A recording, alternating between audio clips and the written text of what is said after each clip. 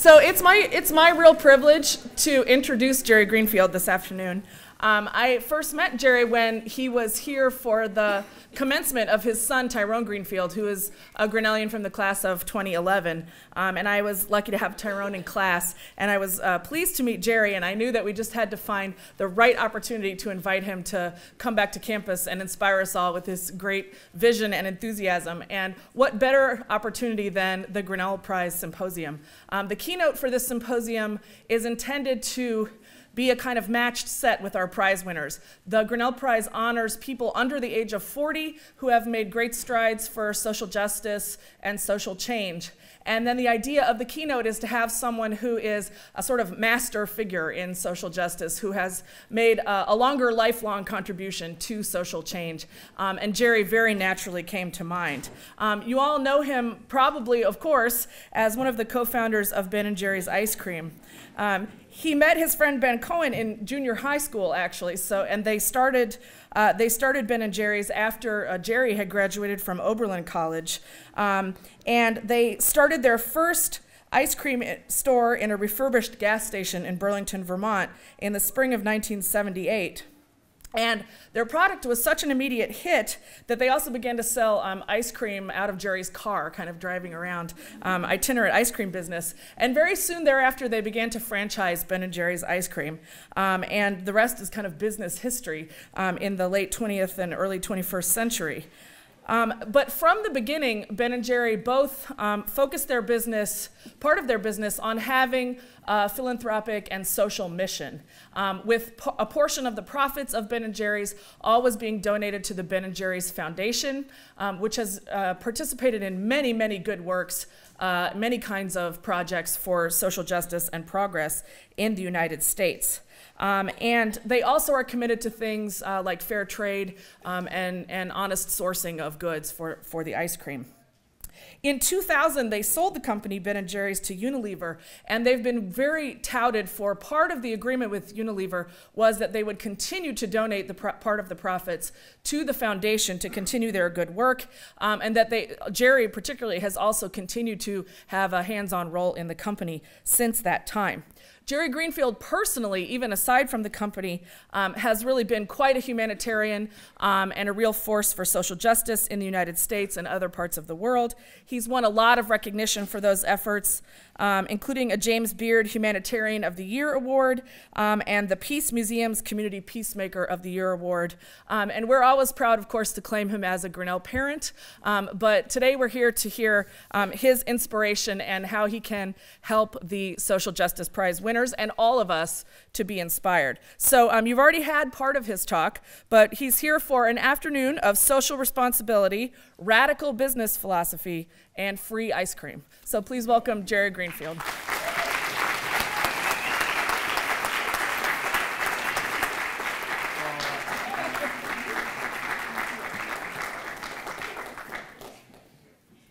Well, nice to see you all. How's everybody doing? Thanks for coming. I'm really honored to be here, particularly as part of the symposium, and I'm only sorry I didn't get here earlier to listen to the prize winners earlier today, but I'm gonna speak with them later. Jerry, the microphone's not working right now. Speak up, and I'll fix it. What should I do? Just talk louder, right? Yeah, talk louder. I can do that. Yeah, all right, great. Nice to see you all. This is better anyway, isn't it? All right, well, so I'm going to talk about Ben & Jerry's, how we started, how we tried to operate the company. You may notice Ben is not here, so I'll be able to tell some really good stories about Ben. Sarah also mentioned that Ben & Jerry's is no longer an independent company. It got bought in 2000 by this company Unilever, which most people haven't heard of in this country. Unilever it's this international company that has brands like Ragu spaghetti sauce and Wishbone salad dressing. They have a very good sense of humor. On the same day they bought Ben & Jerry's, they also bought Slim Fast. So, can you guys hear me okay in the back, or should I talk even louder? Because I can do louder, too. Okay, that's no problem. So, and selling the company was not something we wanted to do. It was nothing about Unilever. We wanted to remain an independent company, but Ben & Jerry's was a public company at the time, and Unilever essentially offered so much money that the board, that's better? Okay. Thank you. That the board of directors could not find an alternative to having the company be sold. So, so Ben and I both still work at the company, but unknown to Sarah, we actually are not involved at all in the operations or the management, which really kind of begs the question, what do we do if you're not involved in management or operations? And even though I'm here today before you, I'm not an official spokesperson for the company. It's pretty bizarre, isn't it? So after 30 years, Ben and I have achieved jobs where we have no responsibility and also no authority. So something you can all strive for in your careers out there. So if you like what's going on at Ben & Jerry's, you don't get to thank us, but if you don't like what's going on, you don't get to blame us either. So Ben and I are old friends. We met in junior high school in Long Island, where we were growing up. We met in 7th grade in gym class because we were the two slowest, fattest kids in the class. And we were running around the track together. You know, there was this pack of kids up in the front, and then there was Ben and me in the back. The coach was yelling at us, "Gentlemen, you've got to run the mile in under 7 minutes. If you don't, you're going to have to do it again." And Ben would yell back at the coach, "Gee, coach, if I don't do it in under 7 minutes the first time, I'm certainly not going to do it in under 7 minutes the second time." And that was when I realized Ben was somebody I wanted to get to know. We went through junior high school and high school together. It came time to go to college. Ben did not want to go to college, but his parents wanted him to go. His father and his older sister filled out his applications for him. He selected Colgate in upstate New York because the brochure said they had fireplaces in the dorm rooms, and Ben thought that was really cool. So he went there for a year and a half, and he dropped out of school. He went to NYU for a while. He dropped out of there. He went to Skidmore College for a while. He dropped out of there. And then Ben signed up with one of these really progressive college programs called University Without Walls. So at University Without Walls, this is even better than Grinnell. At University Without Walls, you don't have to go to class because the world is your campus. And you don't have to take tests, you get credit for learning. And Ben dropped out of there too. Still a little too much structure for Ben. I, on the other hand, went to Oberlin College, as Sarah mentioned. I did 4 years straight. I was pre-med. I graduated. I applied to 20 medical schools. I got rejected from 20 medical schools. I got a job as a lab technician in a biochemistry research lab so that I could fortify my resume. And I reapplied to another 20 medical schools. I got rejected from those 20 medical schools. And then I got another job as a lab technician in a biochemistry research lab because I already had experience. So this is what Ben and I were doing. We were essentially failing at everything we were trying to do, and we thought, well, why don't we try to get together, do something fun, be our own bosses. And since we always like to eat quite a bit, we thought we would do something with food. We picked ice cream, didn't know anything about it. We learned how to make ice cream from a $5 correspondence course from Penn State University. We were really broke at the time, so we split one course between us. It was $2.50 a piece. We got 100 on all our open book tests. And so we figured we were ready to make ice cream. Then we needed to find a place to open up. So we thought, well, we want to live in a college town because college kids eat a lot of ice cream. We didn't want to be in a big city, so we thought a rural college town. And then we thought it would be good if it were warm. We're going to sell ice cream, whatever. So we did this extensive research project. This is how old Ben and I are. This was before there were personal computers.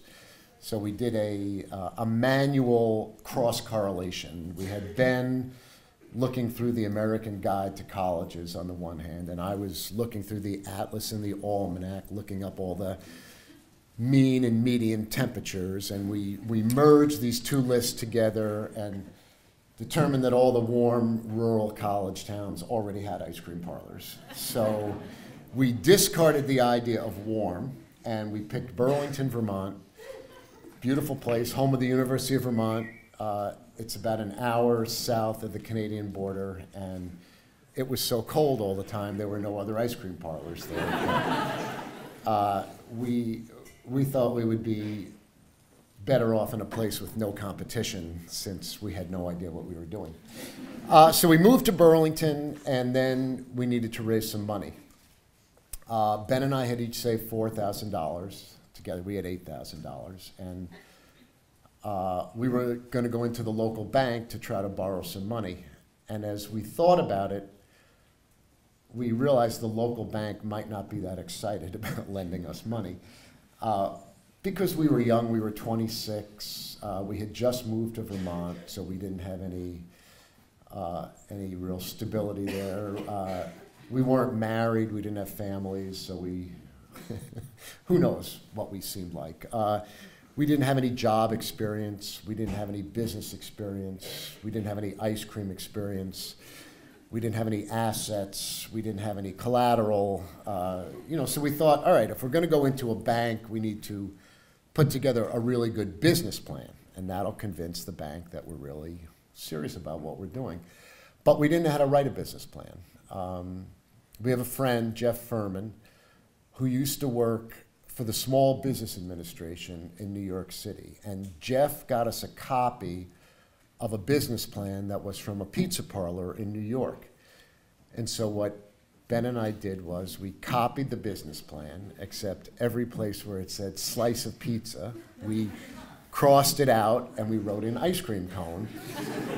And we submitted it into the bank with a loan request for $18,000.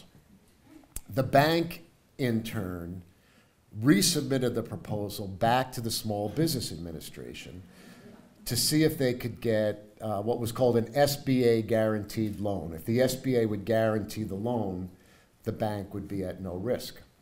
So they sent it to the SBA, and the SBA approved the loan proposal again.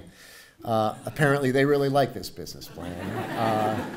But they approved it conditional upon us finding a location that they thought was suitable. So we looked all around Burlington. The place we fell in love with was this old abandoned gas station, as Sarah mentioned. It was 1 block off the main street in town. It was right across the street from a park, but we could only get a 1-year lease on the building.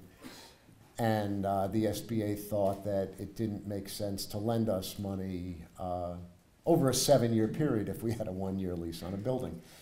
I guess that makes sense, right? So we didn't get the money. We went back to the bank. They gave us $4,000 to go with our $8,000. So we had $12,000 to try to open up this ice cream parlor. Because we didn't have all the money, we needed to make a few adjustments to the business plan. We bought all used equipment. The ice cream machine we bought was a used 5-gallon rock salt and ice cream machine, which is kind of like a homemade ice cream machine, only it made 5 gallons at a time, and it had a motor on it, so that was really good. And we opened up in May of 1978. You guys were not alive in 1978, were you? Well, let me tell you, it was a beautiful summer. We were making ice cream. We were scooping ice cream. Everything was fabulous. On a good day, oh, we could make about 10 batches of ice cream. That was it. And then the winter came. It was minus 20 degrees outside. Sure enough, people stopped buying ice cream cones. We even came up with what I think was the best promotion in the history of Ben & Jerry's. It was called Popsid Biswee, which stood for penny off per Celsius degree below zero winter extravaganza. So the way this worked was when the temperature got below freezing, 32 degrees Fahrenheit, but 0 degrees Celsius, we started taking money off the price of an ice cream cone. And the colder it got, the more money we took off the price of a cone, but not even that was enough to get people in the door. We got through the winter by selling ice cream to some of the local restaurants that had been asking for it. The next summer came, another beautiful summer, making ice cream, scooping ice cream, everything was great. Winter came, couldn't figure out what to do. It was then that we decided to use Ben's car. It was Ben who became the salesperson from Ben & Jerry's. I'll give you, sorry about all these digressions, but it's kind of, you know, we always had all these salespeople that would stop into our shop, and they would sell us things like chocolate syrup or napkins or whatever. And Ben thought, boy, these salespeople have a great job. They drive around in their cars all day and listen to music on these great sound systems. And then they stop into a store and they sell them a few things. But then they get back in their car and they drive around and listen to music some more. You know, Ben and I had spent a lot of time driving around in our cars. So Ben had this old station wagon, and we built an insulated styrofoam box that fit in the station wagon compartment. Put a really nice sound system into his car. And in the morning, we would fill up this styrofoam box with tubs of ice cream, and then Ben would drive around Vermont as fast as he could, trying to sell this ice cream to restaurants around Vermont before it melted. And that's how we got through the next winter. Eventually, we started selling more ice cream than fit in the back of Ben's car. We bought an old, really old ice cream delivery truck with about 250,000 miles on it. Ben became our truck driver, put a really nice sound system into the truck. And Ben was driving around Vermont delivering ice cream to restaurants, and the truck was just breaking down all over the place. And it was costing us more money to repair the truck than we were making selling ice cream. Ben had another idea. He thought if we could package the ice cream into pint containers, that way he could sell it to all these mom and pop grocery stores that he was passing by as he was going from one restaurant to another. So Ben started doing that. He got us, 30 accounts in a month and 50 accounts after that. And that's how Ben & Jerry's stumbled into the ice cream manufacturing and distribution business. And we got a couple of other local ice cream distributors to start delivering Ben & Jerry's, one in upstate New York, one in New Hampshire. And then we got a really big break. We got a couple of big ice cream distributors, one in Boston and one in Connecticut, to start carrying Ben & Jerry's. And it was the first time we were going to be selling ice cream into major markets where we weren't the guys next door. So it was a big challenge. And very soon after these distributors started carrying Ben & Jerry's, we got this urgent phone call from them one day. They called us up. They said, listen, we need to talk. We can't do it over the phone. We need to meet someplace really private. We said, okay. So we decided to meet in a dark corner of a restaurant at Logan Airport in Boston. So we sit down with these two distributors. They said, listen, we have some really bad news. Haagen-Dazs ice cream which had just been bought by the Pillsbury Corporation, had come to them and told them that if they continued to carry Ben & Jerry's on their trucks, they weren't going to sell them Haagen-Dazs anymore. And as these distributors told us, look, we like you guys, we like your ice cream, but Haagen-Dazs is the most profitable item we carry on our trucks, and we can't afford to be without it. So we're going to have to drop your product. So they told us this. Ben started laughing. He just thought this was hilarious. They said, Ben, this is really serious. Why are you laughing? And Ben said, I can't believe that Haagen-Dazs and Pillsbury is worried about little old Ben & Jerry's in Burlington, Vermont. But they were, and it was a problem. First of all, it seemed like what they were doing was illegal, that it's a restraint of trade under federal antitrust laws, which says that a company that controls the major part of a market can't use its power and position to keep competitors out.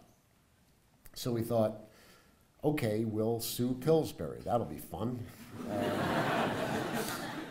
They were a $4 billion company at the time. Then we thought we could file a complaint with the Federal Trade Commission.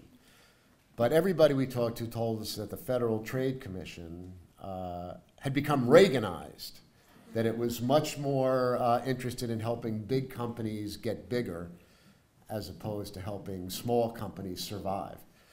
So we thought, well, if we're going to go down, we'll at least take our case to the people. And so we started the What's the Doughboy Afraid Of campaign. So this was kicked off by me going out to Minneapolis to the Pillsbury World Headquarters, where I was a one-person picket line. Had my little picket sign. It said, What's the Doughboy Afraid Of? And I was walking up and down on the sidewalk in front of the Pillsbury building, handing out leaflets to people as they walked by, and nobody had any idea why I was there. Then we started flying aerial banners around the sports stadiums in Boston that said, What's the Doughboy Afraid Of?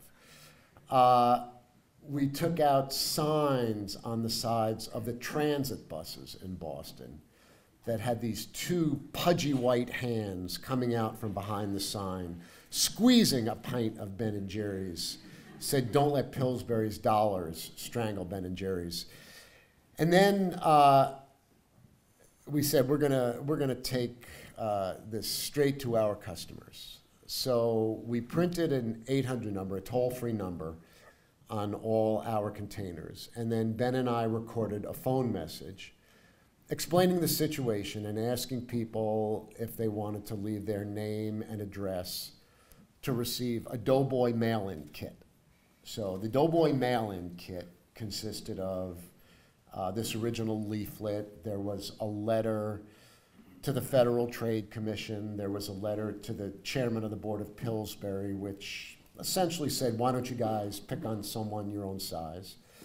There was a bumper sticker, this evil-looking bumper sticker that said, What's the Doughboy Afraid Of?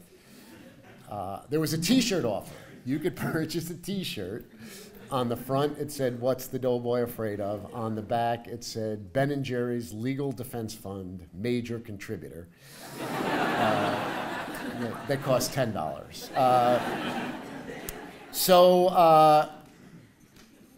So we recorded this phone message. We hooked it up to these answering machines, that's how old we are, that were then connected to this toll-free number on all the pint containers. And we started getting all these phone calls. We started getting several hundred phone calls a week, mostly between the hours of midnight and 3 a.m. And the story got picked up in the media. There was an article about it in the Wall Street Journal. There was a big article about it in the New Yorker magazine. There was a cover story.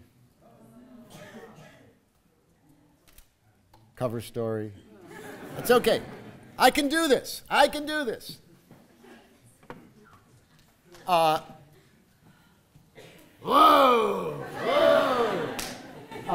There was a cover story on the Sunday magazine section of the Boston Globe newspaper, and because there was so much of a public outcry, Pillsbury and Haagen-Dazs backed down. They allowed these distributors to carry Ben & Jerry's on their trucks, right next to all the other brands that they carry. And that's really what permitted Ben & Jerry's to be distributed across the country. Well, so just after then, Ben and I looked at each other one day and we said, boy, what the heck is going on here? We're not ice cream guys anymore. We're becoming businessmen. We're not spending our time making ice cream and scooping it over the counter to our customers. We're spending our time hiring people and firing people and writing memos and correspondence and talking with lawyers and accountants, and it was not really our idea of a good time. Plus, we had grown up in the 60s. You guys have read about the 60s, right? Peace and love and all that. That was Ben and me, and you know, we had all these negative thoughts about business, and we felt like our business was just becoming another cog in the economic machine, and we didn't want any part of that. And so we decided to get out. Who are you?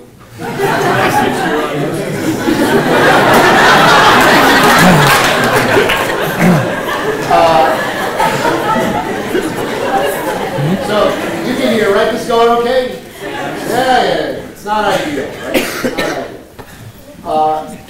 Yeah, so, you know, we had all these bad thoughts about our business, and we decided to get out. And Ben ran into this friend of his, Maurice Perper. Maurice was kind of this older, somewhat eccentric restaurateur down in southern Vermont in Brattleboro. And you know, Ben was telling Maurice we were going to get out of the business. And Maurice said, Ben, the business is your baby. It's just starting to take off. And Ben said, well, Maurice, you know what business does. It takes advantage of its employees. It spoils the environment. It exploits the community. And Maurice said, well, Ben, if there's something you don't like about the way business is done, why don't you just change it? And as Ben says, that had never really occurred. So at that point, we decided to stay with the business and see if we could make it something that we were really proud of, really supportive of the community. Good job. So at that time, Ben & Jerry's was doing about $2 million in sales. We were making ice cream in a 3,000 square foot facility using World War II vintage ice cream making equipment. We couldn't meet our orders. We didn't have room for our ingredients or our finished goods. We were really bursting at the seams. And we were at the stage of a business where it needs to take in more money to get to the next level. And the normal thing for a business to do at that point would be to take in venture capital, money from a small number of well-to-do individuals who invest in the business in the hopes that it will grow and they'll make a very good return. And what we decided to do was to use this need for cash as an opportunity to make the community owners of the business. So that as the business prospered, the community as owners would automatically prosper and not be dependent upon the business's kindness or generosity. And the way we found to do this was to hold what became the first ever in-state Vermont public stock offering, selling stock in the company to Vermonters, people who had been supporting the business since it began. Ben unearthed this obscure law that had never been used before. So, you know, we talked to all our advisors. They said, this is a terrible idea. First of all, it's never been done before. Second of all, you should take the money from the venture capitalists, because when you need more, there'll be more where that came from. Also, there's not very many people in Vermont. There's only 600,000 people in the entire state. And those that are there don't have very much money. It's not a wealthy state. And we said, we don't care. If we're going to grow our business, we want to do it in a way that's consistent with our values. So we couldn't find anybody to underwrite the offering. The company underwrote it itself. Ben and I registered as stockbrokers, if you can believe that. And we had a very low minimum purchase of $126, so that people of essentially any economic situation could participate. You know, normally public offerings are reserved for so-called sophisticated investors that have several $1,000s, but that's not who we were looking for. We were looking for our neighbors. So we advertised it in the first section of the newspaper, right next to the clothing ads and the supermarket ads. Said, get a scoop of the action. At the end of the offering, which we sold out, we raised $750,000. 1 out of every 100 families in Vermont had become owners in Ben & Jerry's. So we were very excited. We continued to operate the company. About a year and a half later, we needed more money. At that time, we decided to have a national public offering. And in conjunction with that, we established the Ben & Jerry's Foundation, which would receive 7.5% of the company's pre-tax profits, which was the highest percentage of any publicly held company. The corporate average is around 1.5%. And the reason we chose such a high percentage was that our feeling at the time was that a business is essentially a machine for making money, so that if we wanted to be as of much benefit to the community as possible, we should give away as much money as possible.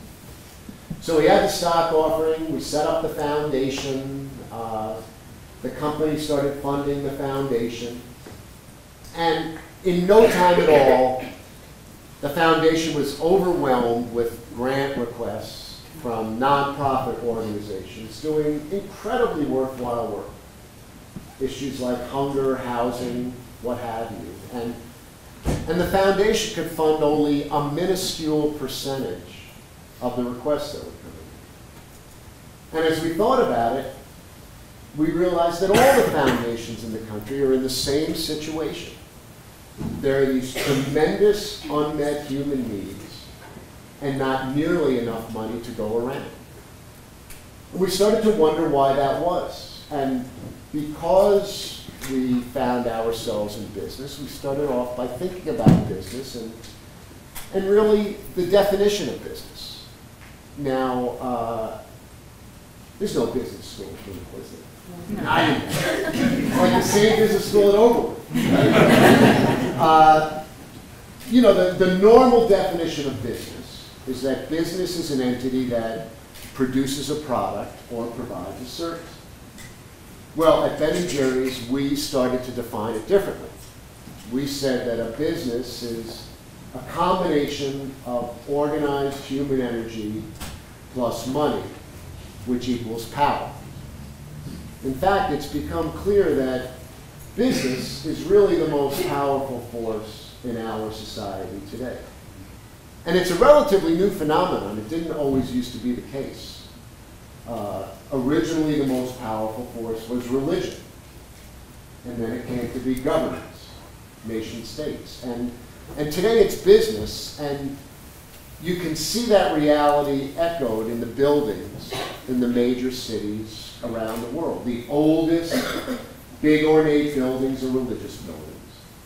The second oldest big ornate buildings are governmental buildings. And today, the big ornate buildings being built are commercial buildings. And as this most powerful force, business has incredible influence on our country and the world. has incredible influence on elections through campaign contributions, and with the recent Supreme Court decision about Citizens United, there are no longer any limits on how much money individuals and corporations can spend to support or defeat candidates. And they don't have to disclose it. What a beautiful system. Business controls legislation through lobbying. Business controls all the mainstream media through ownership. And business has a huge impact on how we're all treated as consumers and as employees. And the interesting thing about all this influence that business wields is that business uses, we'll try this.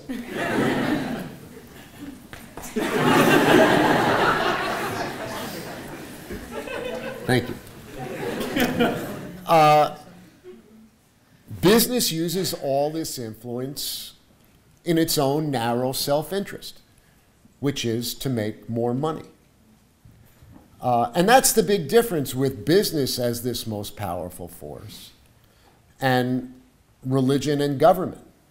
Because religion and government have always had as part of their purpose looking out for the common good, but that's never been the purpose of business. I mean, it's not that business is bad or evil or, I mean, I'm a business guy. Look at me. It's just that business has a very clear purpose and it's kind of self-serving. Well, what we started learning at Ben & Jerry's is that there's a spiritual aspect to business, just as there is to the lives of individuals. As you give, you receive. As you help others, you are helped in return. You know, I think most of us as individuals believe there's a spiritual part to us. For some reason, when we gather together as a group and call ourselves a business, we throw that idea out the window. Well, you know, Ben and I, we speak to business groups occasionally, and this idea of spirituality in business, it's not your normal business rap, you know, and even though it's a return to very traditional values, it still meets with incredible resistance. Schopenhauer, the philosopher, said that all truth passes through three stages. First, it is ridiculed. Second, it is violently opposed. Third, it is accepted as being self-evident. So this idea of spirituality in business is somewhere along that path. You know, several years ago, Ben and I got invited to go to a CEO weekend workshop at Emory University in Atlanta. And there were CEOs there from some of the biggest, most successful companies. There was the CEO from UPS, from Home Depot, from Sears. Ben and I were not exactly sure why we were invited. Maybe they thought we would bring dessert, which we did. But we were there, and after spending a weekend with these folks, what we learned is that the people running these very successful businesses, by and large, are really good people. They have strong social values. They contribute their own time and their own money to causes they believe in.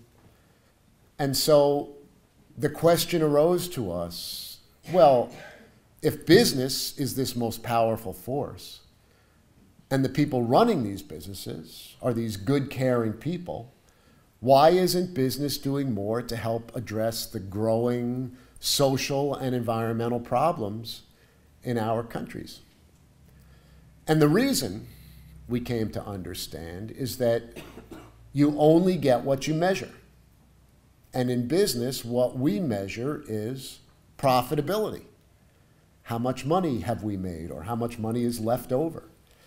And it's really a double-edged sword. On the one hand, it keeps everybody in the business focused and working together with a common goal. But on the other hand, it can put blinders on people so that you don't always see the enormous social and environmental impacts that a business is having in this single-minded pursuit of profit. You know, it's kind of like when you're on a diet. It's important to measure how you're doing. You watch what you're eating. You see if you're getting exercise. You see how your clothes fit. You occasionally weigh yourself, and if you're doing well, you keep up what you're doing, and if you're not doing well, you make some changes. But it's that act of checking in and measuring how you're doing that keeps you on target. And in business, it's exactly the same. Well, so we said, boy, if the problem is how we measure our success, why don't we just change it? And so that's what we decided to do. We decided to redefine the bottom line, to have a two-part bottom line at Ben & Jerry's. So we would measure our success not just by how much money we made, but how much were we able to improve the quality of life in the communities where we operated. And if you look at the annual reports for Ben & Jerry's going back to 1988, you'll see that there's a social report that's right next to the financial report. So we called an all-company meeting. And you know, it was a room just about this size with this many people. Ben and I got up in front, just like I am now. And we said, okay, from now on, we're going to have a two-part bottom line. We're going to measure our success, not just by how much money we make, how much are we able to improve the quality of life. And everybody stood up and cheered. It was a very popular idea. People loved it. And then everybody went back to work. And not too long afterward, some of our managers came to us and they said, we have a problem. And we said, oh? And they said, yeah, that two-part bottom line, it sounded great. But we find that when we take company energy and resources to give back to the community, it takes away from our ability to make money and vice versa.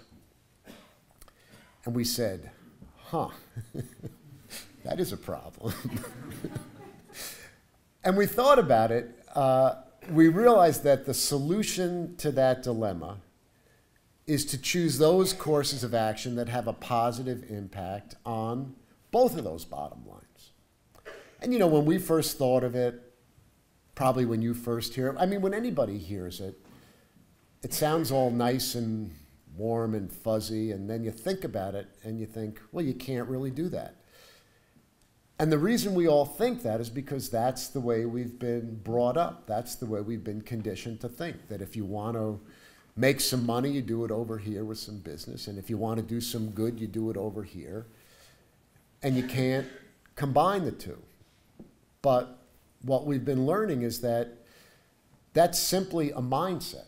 And that if you're able to get rid of that mindset, the opportunities to address both of those bottom lines are essentially limitless. And I'll give some examples of how the company's been able to do it. You know, I think it's very helpful to know that when we first started trying to do it, we had no idea what we were doing. And so it was a matter of coming up with some ideas, trying some things. Sometimes they worked, most often they didn't work, and you try to learn from that and make improvements and try again. And in that regard, it's really no different from any other process of innovation, of figuring out how to do something. I mean, it's like new flavors at Ben & Jerry's. You know, most new flavors don't make it. They never get out of the lab. They never see the light of day. You guys know the expression, many are called, few are chosen. We have many are cold, few are frozen. So it's the field in which we labor. And the way we approached it was to think, how can we integrate social and environmental concerns into our normal day-to-day business activities so that they don't become add-ons or adjuncts to what we're doing, but they're central to the functioning of the business. So we tried to look at things like sourcing ingredients, marketing, finance, the entire range of things that the company does. So we said, well, new flavors. We do need to come up with new flavors. Ben & Jerry's became aware of a bakery, the Grayston Bakery, outside of New York City. And the Grayston Bakery works with people who are out of the economic mainstream, people that have problems with substance abuse or legal problems, problems with homelessness, and they provide jobs. And so we thought, boy, I wonder if there are any baked goods that the Grayston Bakery makes that we can put into an ice cream flavor. And we learned that they made some really good brownies. So Ben & Jerry's came up with a flavor called Chocolate Fudge Brownie, which has become very popular. It's very profitable. So simply by purchasing brownies from the Grayston Bakery, Ben & Jerry's gets this incredibly good flavor. And Ben & Jerry's now uses the brownies in chocolate fudge brownie ice cream and frozen yogurt, in the perennial college favorite half-baked. I think Ben & Jerry's bought over $8 million worth of brownies last year from Grayston. Another thing an ice cream company needs to do is to sell ice cream. Ben & Jerry's has about 250 franchised ice cream shops in this country, and 14 of those are what we call partner shops. They're shops that are owned and operated by nonprofit social service agencies who work with at-risk youth. So for Ben & Jerry's, the company makes the same amount of money selling ice cream to those shops as any conventionally owned shops. And for those agencies, any money they make from their stores goes back into funding their programs. And they provide job training and job experience for the young people they work with. Also, in terms of ingredients, Ben & Jerry's has made a commitment to become 100% fair trade globally. So fair trade, you guys probably know fair trade, but it's a system by which small farmers in developing countries are guaranteed a fair price for their products, no matter what the market price is. And in addition to that, they're paid a social premium that they're able to invest in their communities in actually whatever they want to do, but they typically do it in terms of healthcare clinics or education. In terms of finance, Ben & Jerry's developed a relationship with the South Shore Bank in Chicago, which was the first bank that was set up to green line, whereas most banks red line. They set up a bank inside a decaying urban area and took deposits from outside that area and invested in the area, whereas what banks do traditionally is take money outside of urban areas and invest it in the suburbs. Well, so those are a few examples. You know, it's somewhat ironic. Several years ago, Ben & Jerry's started to get criticized in the media that we were cynically trying to manipulate our customers into buying more ice cream by doing good deeds. And our response is that our actions are based on deeply held values. And in addition, we understand that true marketing is an integrated and holistic attempt to meet another set of our customers' needs. Our customers' needs to have business be addressing the growing social and environmental issues in our country. We find that this way of doing business has so many benefits for the company. It provides added value. It's a unique selling proposition. All these marketing buzzwords that companies are striving to find. It helps with recruiting employees, it helps with retaining employees, and best of all, it helps with customers. What we've been learning at Ben & Jerry's is that there is a spiritual aspect to business, just as there is to the lives of individuals. As you give, you receive. As you help others, you are helped in return. And just because the idea that the good that you do comes back to you is written in the Bible and not in some business textbook doesn't mean that it's any less valid. We're all interconnected. For business and people, it's all the same.